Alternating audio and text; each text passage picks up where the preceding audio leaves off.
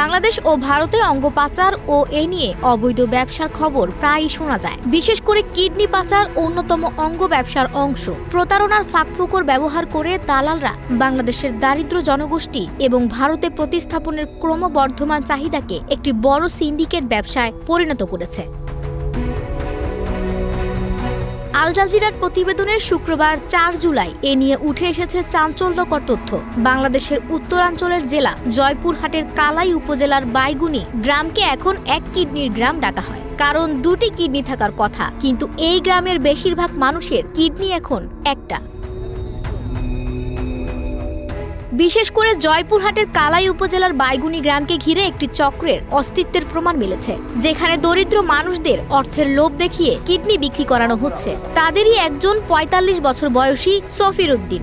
গত বছরের গ্রীষ্মে তিনি ভারতে গিয়ে নিজের কিডনি বিক্রি করেন ৩.৫ লাখ টাকায়। ভেবেছিলেন এই টাকা পেলে তার পরিবার আর দরিদ্রে থাকবে না, ৩ সন্তানের জন্য বাড়ি বানাতে পারবেন। কিন্তু সেই টাকা এখন শেষ, বাড়িও অসম্পূর্ণ, আর ব্যথা তাকে ভোগাচ্ছে।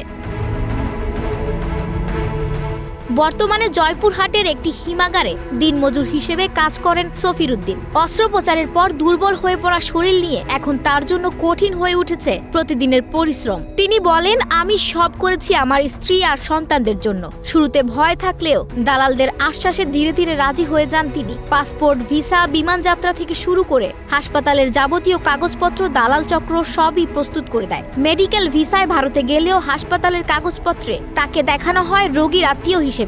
এমনকি তার জন্য জাল পরিচয়পত্র, ভুয়া জন্ম নিবন্ধন ও নোটারি সনদপত্র তৈরি করা হয়। তবে সফির উদ্দিন কাকে কিডনি দিয়েছেন সেটি আজও জানেন না তিনি।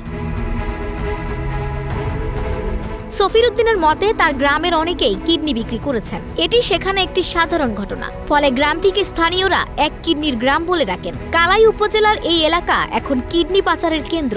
২০২৩ খ্রিস্টাব্দে একটি গবেষণায় দেখা যায় এখানকার প্রতি ৩৫ জন প্রাপ্তবয়স্কের মধ্যে একজন কিডনি বিক্রি করে দিয়েছেন।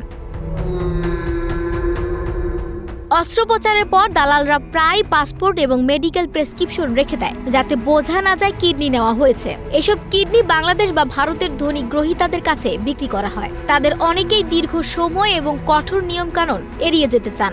উদাহরণস্বরূপ, ভারতে ২০২৩ খ্রিস্টাব্দে প্রায় ১৩,৬০০টি কিডনি ট্রান্সপ্ল্যান্ট হয়, যেখানে প্রতি বছর আনুমানিক ২ লাখ রোগী কিডনি রোগে আক্রান্ত হন। আল জাজিরা বাংলাদেশে ১ ডজনেরও বেশি কিডনি দাতার সঙ্গে কথা বলেছে, যাদের সকলেই আর্থিক কষ্টের কারণে তাদের কিডনি বিক্রি করতে বাধ্য হওয়ার একই রকম অভিজ্ঞতার কথা বলেছে। এই বাণিজ্য সহজ কিন্তু নিষ্ঠুর সমীকরণ দ্বারা পরিচালিত বলে জানিয়েছে সংবাদ মাধ্যমটি। ভারতের কিডনি রোগীদের সহায়তা করার সংগঠন কিডনি ওয়ারিয়র্স ফাউন্ডেশন এর প্রধান বসুন্ধরা রাঘবন বলেন, ভারতে বৈধ দাতার অভাবই এই পাচার ব্যবসার বড় কারণ। অত্যন্ত অসহায় রোগীরা তখন অবৈধ পথে কিডনি খোঁজেন, আর এই সুযোগে গরিব মানুষরা ফাঁদে পড়েন। আফসানা ভুইয়া, প্রবাস খবর।